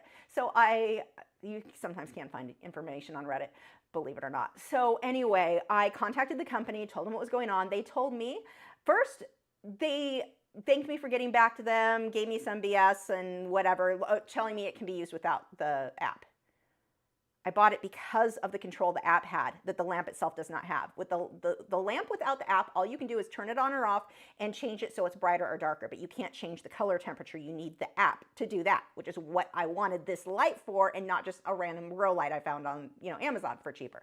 So I contacted them and they didn't help there, so I called them. I get a girl, Jada, on the phone, who is moderately nice. And she comes back, she goes in to find out the information. She comes back and she's like, it's going, yeah, the app was removed from the app store. It's going, because my first thing was, how do I control this without the app? There's no app in the app store. Oh, you just download it from the app store. Do you have a link? Because it doesn't exist, but they didn't respond to me. Now, to be fair, it is possible some people just don't get my emails. That has been a problem. So I don't want to completely bash their customer service saying they're completely ignoring me, except they kind of are, because I've emailed them now multiple times. So I talked to this Jada. She goes and does some research, comes back, tells me it may be at least up to, or no, it looks like it'll be at least something like that, I forget the wording, 3 weeks before the app is back. Okay, just return the order. Like, I'll buy something else. I'm not going to wait 3 weeks to find out if it even works. I'm just hanging on to this item. Like, no, just I'll do a return. And she's like, okay. And you can tell she was annoyed at that point. And I'm trying to be super nice because obviously customer service is going to be better for you if you're friendly. So she goes, we'll send you the return label and all that stuff. And I said, okay. Because I mean, it wasn't as advertised. I get an email. I never got that thing. So I emailed them and they emailed me back and said, well, you can use it without the app. The app is back in the Play Store and you can use it with it. This is 3 days later. You can use it without the app. You don't have full function without the app. You don't even know your own product. Your product can do 2 of like 4 things without the app. Wait, stop chewing your feet. He's like, my feet are itchy though. So anyway, throughout all of this, I've emailed them, I've called them. I can't get the return to go through. This is why people go to Amazon, these small businesses that are complaining that they're losing business. But it's like when your customer service is this and Amazon is super easy to do a return through, like this is, it just drives me crazy how bad customer service has gotten from places. And Arrow Garden, I am telling you, I would order from Amazon from them, because I can easily return through Amazon. I still can't get that dang lamp. I ended up ordering just a regular lamp that's not as good, but at least it'll work, off Amazon. Because, yeah. So yeah, that is my Arrow Garden story. Mainly, I want to edit this down so I can send this video to them, which is part of why I wanted to share. But it's just kind of a weird thing. It just sucks when customer service, like they don't even know what their product, like you don't even carry that many products. How do you not know? But they kept insisting when they would respond to me that you don't need the app. Except you do. It's not fully functional without the app. I just was so shocked at how bad their customer service, and the way they packed it. I also ordered these they're like these peat moss little seed things that you put the seeds in. Anyway, it's like a triangle thing, and this is part of how their system grows. So I had ordered some extra of that. That's actually what led me to buying the lamp so that I could get free shipping. So they put all of this in a big box, and everything was banging into each other in shipping. Bad. So those little things are half broken anyway. So I told them, like, I want to return the whole order. Like, everything has just been a mess with you guys, and they're still not sending it to me. So I'm like, you know what? Whatever, I will just make a video and tell people I would never order anything directly from them again. Their customer service is horrible. I would order through Amazon because I can easily return if something goes wrong. And it's like, I wish small businesses, and I can almost say the same thing for art suppliers, where some of these smaller businesses, the mom and pop stores, have gone out of business. And I'm like, when you go into them and the customer service is just not there, or you order something and it's like, it's such a hassle when their end, they screwed up start to finish on this whole thing. They did not have the app they claimed they had for Android. Then they did have it, but it's a whole, the whole thing is ridiculous and frustrating. And the moral of the story is I do not recommend ordering anything from Arrow Garden because their customer service, they won't even get back to me. So I do want to say, to be fair, sometimes people don't get my email, so maybe there's something there, but they have my number. And she said she would email me, so I should get her email at least, and she never did. So yeah, that is my yay. Anyway, my story about Arrow Garden. Now, actual art questions. That was just a random rant. I'm half tempted to keep the lamp now, but now that the app is back, it is back in the Play Store. I haven't downloaded it. Oh God, the reviews. It's a 2.6 star rating. Like, their app is apparently horrible. Like, I love products that come with apps. Like, I am in love. I have the Govee. They have a tea kettle, and an electric tea kettle that has an app, and it is amazing. But it's Govee, and they have good products. So I do recommend. I'm going to recommend something. The Govee tea kettle is amazing. Okay, hold on. Finding the things here so we can actually talk about art now and answer your questions. And again, if you want to bid on this painting, that is over on my website for the fireflies that look way better. Oh wait, it kind of works in the sliding. That's fairly accurate. Like Firefly Forest. All right. Let's see. Sujana said, regarding value scale, which is better, 5 or 7 value scale to use in painting? 10 value is nearly impossible. I have no idea what you're asking. What I think you're doing with the scale and the value scale is likely overcomplicating things. I talk about your values, meaning how light or dark something is, being important, but you can overdo it. Just get good contrast, or your dark's dark, and if your light's light enough, I'd rather them be too dark and too light, like go more extreme than too much in the middle. But like I'm not sure what exactly you're talking about with the value scale, but it sounds like you're overcomplicating the whole thing. And for art, for me, I typically like to keep things as simple as possible. And I know there's some good information in color theory books and such, but honestly, the more you start painting, the less you're going to even be concerned about that sort of thing. Bright's bright enough, dark's dark enough. You can color match something, hold it up to your reference photo or your computer monitor. You can see when I was painting on this tonight, I just made a slight brush stroke and went, oh, that needs to be lighter or that needs to be darker. It really doesn't need to be more complicated than that to be amazing. Like, I feel like you try to bring too many formulas in, you try to bring too much math in, and you're going to be spending way too much time fussing over things that are just not that big of a deal. Simplify when you can, and I think this is one of those areas you certainly can simplify. Shayna said, it's been such a long time. I can't talk. Shayna said, it's been such a long time since joining. I could never manage to stay awake as it was 2:30 here in England. Hope you are well. Oh, well, I hope you're still awake. Thank you for joining. Cat's Art Pick said, are the watercolor canvas boards smoother than regular canvas? By a long shot. Like, it's not even yes, yes it is. With the no, it's still smoother. You can get like the linen canvas boards. The watercolor is still smoother, but it's almost like has a little bit of a dry feel to it, whereas like a linen canvas board that has a different type of gesso, that typically is more slippery to paint on, so it's still very smooth. It's just smooth in a different way, if that makes sense. That doesn't make sense, does it? Angela said, could you have used watercolor canvas board with colored pencil? Would it work like arches, or is it better suited for paint? I think it's better suited for paint.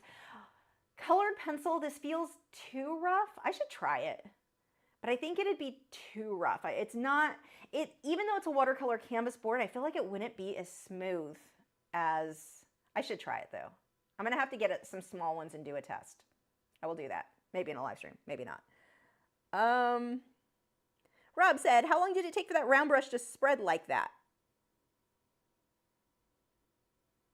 I don't know. God, I think I am misreading things because I do that sometimes and I'm not understanding things. This one, to spread, like to be stiff, it didn't really spread. I don't think I'm understanding correctly. It got stiff like that over the period of several years. I could make one that stiff just by getting it dirty several times during the week and not like half rinsing it, but not all the way. You could probably repeat that process in a week or so of get it wet, kind of rinse it, but not really well. Let it dry a little. You get some airbrush paint on it so it's like thinner and coats all the bristles, the whole thing, because you really want it stiff top to bottom, not just the ends. I don't want to get paint and let it dry on it. That's not what I'm doing. It's like it's super thinned out, much like airbrush paint, thinned down airbrush paint, and drying that way. I don't know if that makes sense. I'm not explaining things well tonight. Nadine said, when I paint, I am obsessive about keeping my hands clean or I get paint everywhere. How do you keep the painting and all your supplies from getting contaminated when you are covered in paint? Like tonight. With acrylics, that can be covered in paint and it's not a big deal. It is rare that becomes an issue because it dries almost instantly. Oil paint, there is a smudge on me at all, that is getting washed off right away. Watercolor, same thing, because it's so easy to leave a whole thumbprint in your... I'm very careful when I use certain mediums about keeping my hands clean. But with acrylics, it's like I've been doing, I don't worry about it. It's not going to, I mean, it's completely, I can wipe it on my face. It's completely dry. So with acrylics, no big deal. But again, watercolor and oils, I would think those are the main ones. No, graphite too. Anything where there'd be anything that might transfer if I touch the paper, that I'm going to keep, I will instantly wipe my hands off. I'm just more aware in those mediums that that's something that I'm watching for. With acrylics, it's like, it just doesn't matter, so I don't bother being aware, if that makes sense. Python said, can you talk about artists purposely spreading disinformation online? As an oil painter, I see a lot of people, even on YouTube, spreading disinformation, but thank goodness you don't. Thank you. Yeah, I don't know how much of it is what I call disinformation, like lying, versus they're stupid. Like I can forgive stupid. The straight out knowingly lying, like the woman who, when she made her video, she may not have been lying, but she's since been told, and she leaves the video up, insisting that if you mix water with your acrylics, that it underbinds them and it won't stick, and a bunch of BS that is, well, BS. So that bugs me, because while she made the video, I feel like she made it in good faith, thinking she was helping people. But when people started informing her, hey, you're wrong, that's not true, what did she do? She turned off comments and left the video up, because she makes a lot of money off that one, because it gets a lot of views. That I don't respect. Now you're lying. Now you started stupid and turned into a liar, so that's even worse.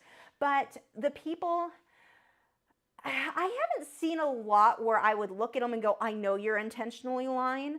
Most of them, when they do that, I'm like, you're just dumb. I'm sorry. It's just, you just don't know what you're talking about. You don't know what you're doing, and I can forgive that to an extent.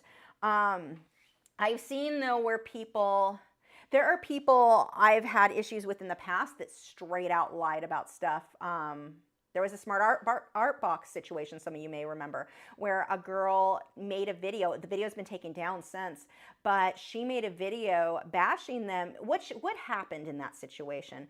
There's a girl, I don't know if you guys are aware of Graveyard Girl or Bunny. I don't know if she's still on YouTube. She used to, it doesn't pop up because YouTube doesn't share stuff with you anymore. I don't even know if she's still making content. But she had made a video of, and she had a lot of views, millions of subscribers, gets tons of views. She had made a video about eBay scamming, like she bought a mystery box and it really was for like $500 or $2,000. I forget, she spent a lot of money. And she bought one of the more expensive ones, and it turned out it was just like junk out of someone's shed, like an old dirty t-shirt, a shoe, like this sort of thing. So she had made this video, and she had some follow-ups, like, and then I contacted, and then this happened, and then this happened, and she, went through, and it was an interesting video. I watched it. So that's how when this other girl made a video, and it's no longer up, so I don't feel like I'm straight out bashing a YouTuber, except I am, because she straight out lied. But she made a video using the Smart Art Box and claimed they scammed her, that this is a scam. She had videos literally crying, fake crying, but crying, how if a dad who was working 2 or 3 jobs bought this for his daughter and it's just a ripoff. And I'm like, she lied saying that the Gamsol in it leaked. It did not. If anyone who has used Gamsol knows, if that leaks in the box, the entire thing would leak out. Like it was sealed. What she showed was sealed. And so lie number 1, she lied about saying they charged her twice. She lied about so many aspects in that video, but she was following the pattern. She basically took what Graveyard Girl's video was and followed it scene by scene and bashed a small company in doing it. So many people, I only found out about it because I don't watch her stuff's mainly for kids, like teenagers and kids. I only found out about it because her viewers started coming to me and trying to rip apart my videos on Smart Art Box. So I had to make a video like, no, none of that is true. That is all, like, it was all to make money. It was all, and people were doing the whole, well, why would she lie? She's not sponsored by them. Okay, when I used to charge them, I made $100 for a video. She made $5,000 the first weekend based on her views and average CPM at the time. CPR, CP, whatever, what YouTubers make. What do you mean she had no reason? She had $5,000 in reasons the first weekend alone, or the first week, I forget what it was now. It's been years. That sort of thing pisses me off because it was a straight lie to hurt a company to get views.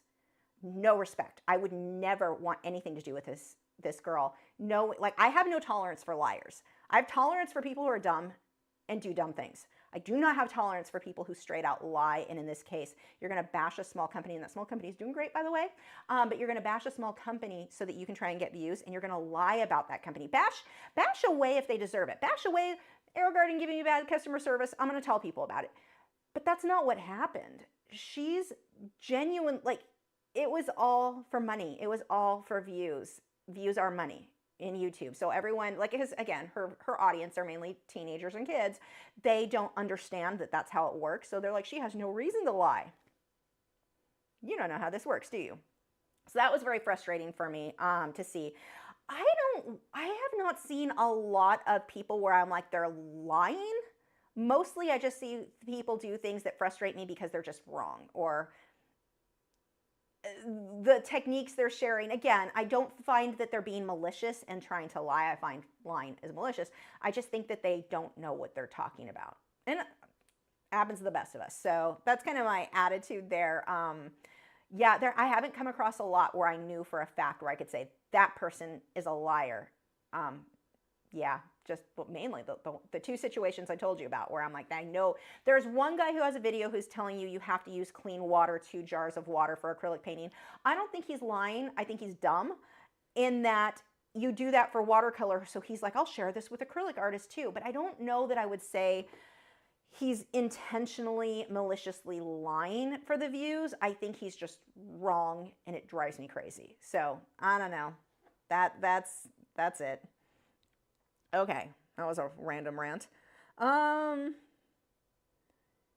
Let's see. Art of Raven D said, people who bash me for what I draw tend to get told out to F off, and then I continue to draw that very thing they hate so much. I had something like that happen years ago. I went through a phase where I put damask behind everything. I should do it again because I really like that look. But I had damask as kind of a background for a lot of things. I had one person that kept going off every time I posted something. When am I going to stop doing it? Because she finds it creepy and goes off on a novel of her childhood, and her grandmother had damask wallpaper, and so it makes her feel a certain kind of way. And I'm like, so I shouldn't paint because this rando on the internet doesn't like it. I want to paint that more. Like everything is now going to have damask. Go ahead, push me. See what happens. But yeah, that was a weird. But like I said, you got a lot of people on the internet who are just not real stable. And so I'm not going to go off on her. I knew by reading what she wrote, like this is not somebody who is stable or somebody that I would also at the same time take advice from. But I'm going to do more damask. I should do more now. Anyway, I don't know what ended up happening with that woman. Let's see. Brittany said, I had an instructor of my in-person instruction to photography class at a public 2-year technical college who is also head of the department that this class is offered under. What? I think this got cut off. I had an instructor of my in-person introduction to photography class at a public 2-year technical college who is also head of the department that this class is offered under. I don't know where I'm missing part of that, I think. D. Bazin Art said, do you believe that your interest in photorealism or drawing something very realistic has changed over the years, especially when working with pencils? I appreciate a looser style a bit more, which is very, very common to when you're young. It is normal for younger artists to want everything super tight, super detailed. But I appreciate now a slightly looser style for my backgrounds that soften things up. But it's still realism. I still am really drawn to realism, but I have an appreciation now for a somewhat softer look. A slightly, I don't want to say impressionistic because it still would be counted as photorealism, but it's just a little bit loosening things up, which to me looks more realistic because you have those softer edges when things are in the background versus everything being too sharp and too crisp. So I've certainly shifted there because there was a time when it's like, no, everything has to be detailed, background, foreground, everything's perfectly tiny detail, and I don't like that look as much anymore at all. I definitely like that softer, I like the bokeh look, I like the out of focus look. I know a lot of people complain about it. Oh, that's not what things really look like. Well, to me they are. Everything's out of focus with my eyes. But yeah, that has certainly shifted me wanting that very soft look in the background, the softer lines, and then the foreground being more in focus. But even the more like impressionistic style, that really loose brushstroke, I have, when that is done well, my God, it's gorgeous. And when I was younger, I didn't like it at all, and now I love it. So that has certainly changed. Not that I really paint that way. I appreciate more styles of art now than I did when I was younger. I guess that's the way to put it. Python said, you also talk about large companies making false claims about product. Yeah, any company, and I don't want to say, I mean, honestly, Arrow Garden, as a consumer, yes, there were false claims on their website, but I understand how it happened. It was a mistake. The app was taken down. Google probably took it down because it was so terrible. But the people couldn't log in. I was able to download the app from the Amazon App Store. Can't log in. You try to log in, you try to create an account, and it sends you to their website, page not found.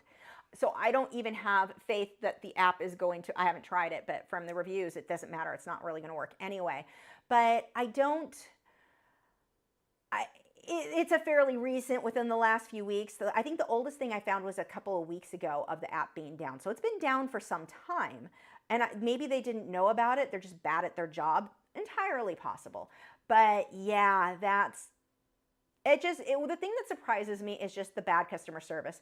I get how these mistakes happen. I don't get how they packaged things the way they did in that box. They put like one of those poofy bubble things in there that was like this big, or was it foam? I don't know, something. It was like something tiny.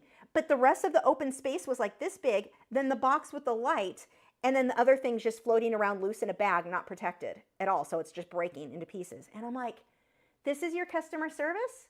This is your, and again, I don't think they were lying so much as ignorant to the mistake that had happened. They were reading off a script. No, you can control the light without the app. No, you can't. You can half control it. I didn't pay to half control a light. That is just, it is way too expensive of a light for it to only have half features of what your website said it can do. So, and it was disappointing because it's a beautiful lamp. Beautiful. The style goes perfect with my office. But that was, I was just really surprised at their customer service being that bad. I was surprised that it's been a week now, and no, not a week. It came on Thursday. I think it arrived Thursday last week. So almost a week. And I still can't get it resolved to get it returned, to get my money back for them selling something that didn't do it. Yeah, it's whatever. Let's see. JJ said, have you tried mixing acrylics with gels? If so, worth it?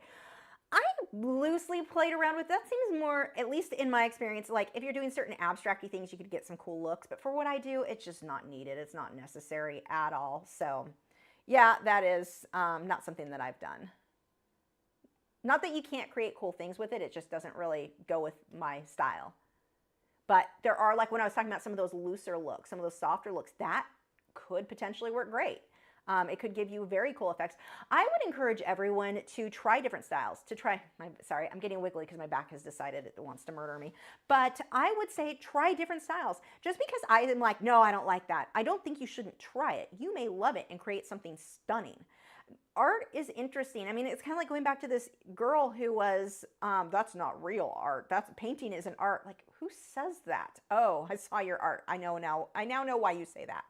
I also love that she was so full of herself that her art is better than most.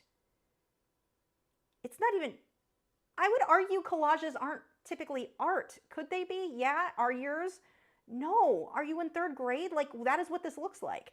You cut stuff out of a magazine and then glued cotton balls to it. Are you serious? But yeah. But anyway, the point with the gels, I think that you should experiment with things with art. I think that that is important. There are going to be classes. YouTube is full. Good luck finding them with YouTube search. But there's so many lessons of different techniques that you should give a try. And hopefully you'll meld multiple into your own way of working. There's no like one right way to do anything. I mean, even tonight with these fireflies, I showed you two different ways, but I know at least 3 different ways to create that look, a very similar look.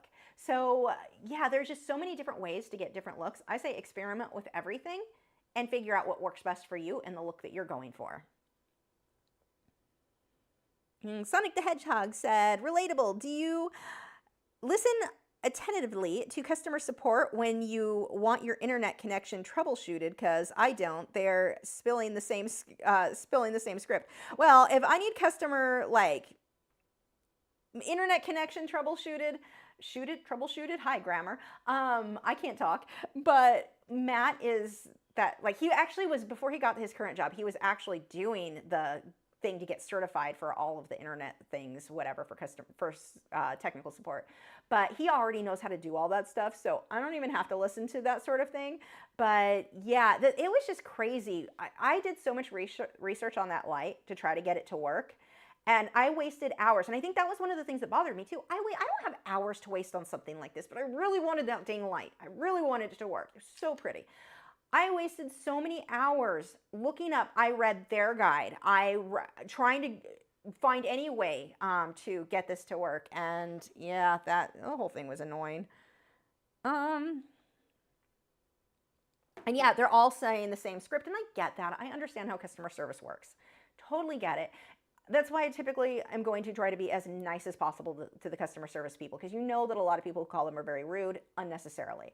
But it's like, I just don't understand this. No, you're wrong. This is how the product works. I have it in front of me, and I'm not an idiot, and I understand tech, and I understand apps, and you don't have one. Like, it does not exist. So yeah, that was, whew. Okay, let's see. Let me switch glasses so I can read that. Since I'm farther away, whoo, I can read the chat now. Let's see. I am not telling you who that artist was in any of the stories I told tonight. Like, I talk crap, but I don't need to start more crap than I need. Like, I'm not editing that down, that's for sure. That won't be a standalone video.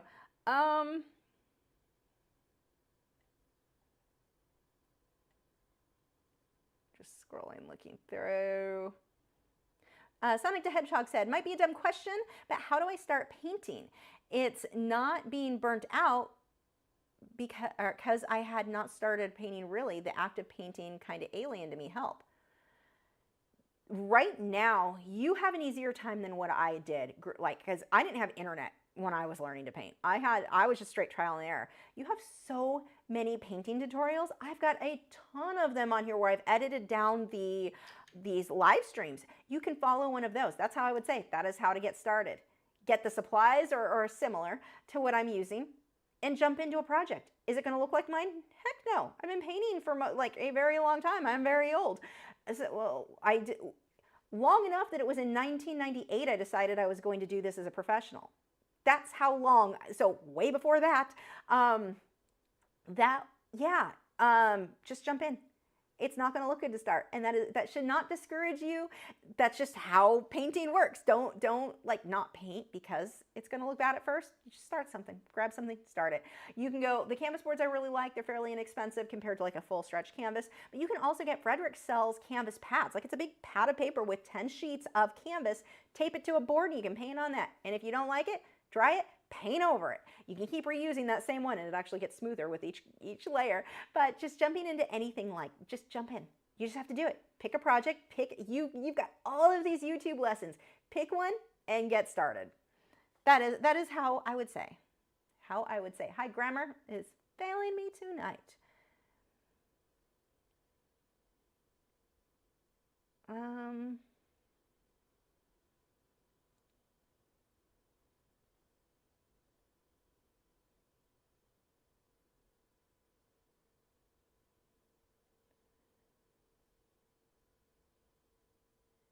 Nick, you are not helping because I'm trying not to out names.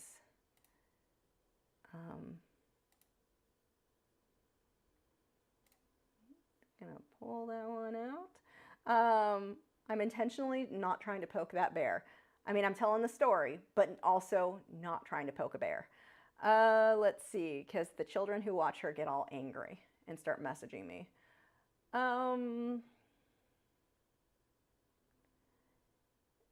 Let's see. Where am I? What do you think about good art made from recycled paper, from torn recycled paper? Some of it may be archival. It depends on where they got it. Some of it is going to be acid-free. Most of it is not, I believe. I would look into that. But like, let's just talk about in general, when someone is painting something with non-archival products, like that concern. I feel like the customer should be warned, but on the flip side, the customers don't even know what archival means. I do these art shows and you're trying to explain, no, this is a giclée, it's archival, it's this or that. No one understands. They don't care. They want what they want. So that is kind of frustrating. And the torn recycled paper look, I would feel more comfortable if they were making sure to use stuff that was acid-free, that was pH neutral throughout that. But let's go with glow-in-the-dark painting. A lot of those, like for Aquashello, we have a lot of the glow-in-the-dark artists. There is no glow-in-the-dark paint that is archival. People don't care. They want glow-in-the-dark paintings because it looks cool next to their tanks, the way that the blue lights, the actinics we use. I understand that. There's not an alternative. If there's not an alternative, it's just something that people, you know, let them know it's going to fade over time. Those fluorescent colors are not going to, but there isn't an alternative. When there's an alternative, I say always go with the archival version of something. But sometimes in order to create a certain look, you have to use materials that are not going to last long term. As long as the customer knows, then I'm totally fine with it. But unfortunately, a lot of customers don't understand what that means. So it's kind of a hard thing to give them that disclaimer because they don't get it. So there's that. But I understand why some people are using materials that are not archival because in many cases, there just aren't alternatives if you wanted to create that look. And for many people, let's say the glow-in-the-dark paintings again, it not lasting long term isn't reason enough for them not to buy it. Like for me, there's Lazy Coffee Design. She does a lot of the glow-in-the-dark paintings. Even knowing what I know, I want one of her paintings. I know that they're glow in the dark. There's not an archival alternative, but I still really want one of her paintings. So, you know, I say use archival when possible, but some looks you want to go with, there's just supplies that are, I'm not going to say you shouldn't create something because it's not going to be archival. I just want the buyer to know, like, this may not last long term. But there is recycled paper that is archival. So that, like, it's hard for me to say for sure, but I know of people who did like newspaper print things and stuff. And it's like, it looks so cool. I get why they want it. I understand why they created it because you're not really going to get an archival version of that. I just would hope that the buyer would understand that if they're going to spend a lot of money.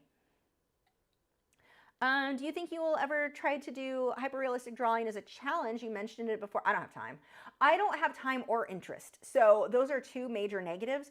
Hyperrealism is just, it's super impressive. I don't like it enough to invest that kind of time. Like it's just not my thing. I'm not saying I wouldn't put the time into something that I passionately was excited to create. I don't feel that when I look at hyperrealism. So it's hard for me to justify the time needed. Like, it's not that I wouldn't be able to, it's that I don't want to. I also don't want to cut my lawn with scissors. That does not sound fun to me. I say that, but I actually have to do some trimming with scissors on some areas. But point is, there are certain things that, yes, could I do it? Yeah, I just don't have the interest. And even as a challenge, if I do that, I'm a little bit different because my stuff is affected by Patreon. I would also have to be getting Patreon lessons out. I do something hyper realistic, I'm months in. You're not going to get much on Patreon, but one project for months, and that isn't going to, that's not going to go well with many people. So, no, I don't think that's something that I'm going to do. Nick says, I can't believe I got it right. I know, and you're outing the person. I'm trying to, like, not poke in the face. I mean, I should have mentioned that, like, if you know what I was saying. But yeah, that one bugged me just because it was such a straight out lie. I have no respect for liars. I have respect for somebody who's dumb, somebody who makes a mistake. And making a mistake doesn't even mean you're dumb. You could just be misinformed. I get that. Like, that's fine. But to straight out lie, yeah. Let's see. Eric Draw says, to me, Lisa is not a YouTuber, she is an artist, you know, and that's how I would put it. And it's funny because that other artist that I was talking about says the reverse. I'm not really an artist, I'm a YouTuber who makes art videos. And that is very, very true. It also explains why I don't make the content that gets all of the views because I'm not going to lie about things.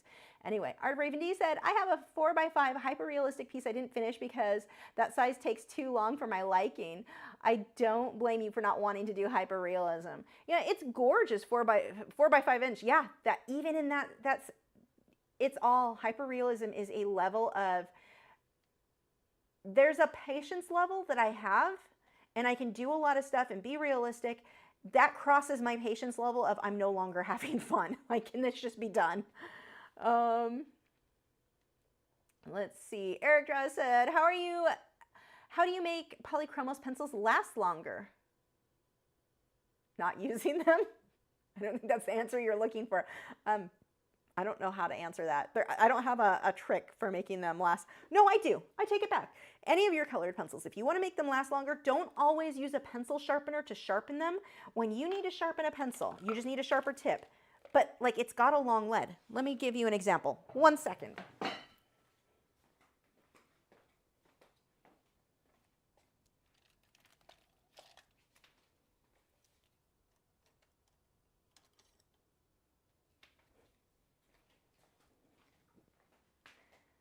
We'll do this as an example.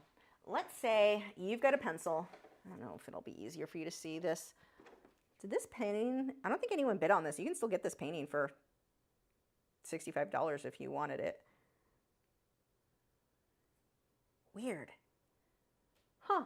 I like this one. That one's probably going to go on my studio wall then. Works for me. Let's see. What am I looking for? This. So, let's say you've got a pencil.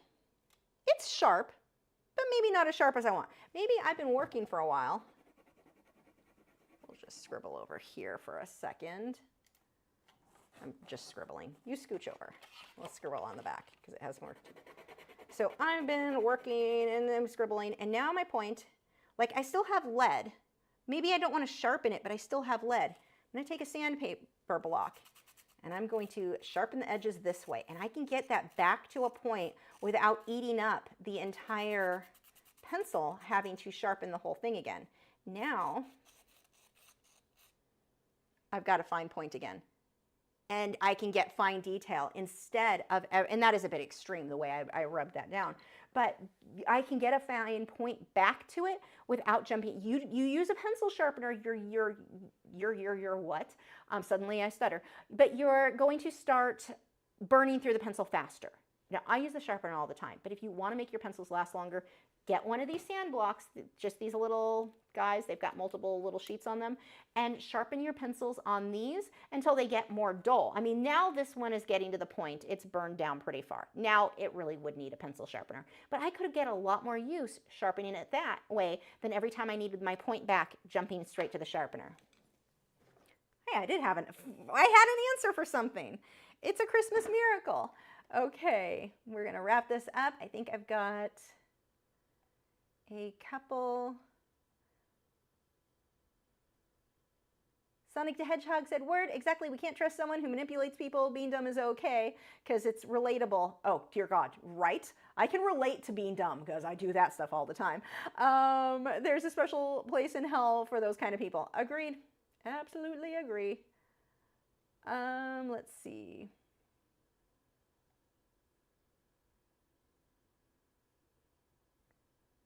Okay.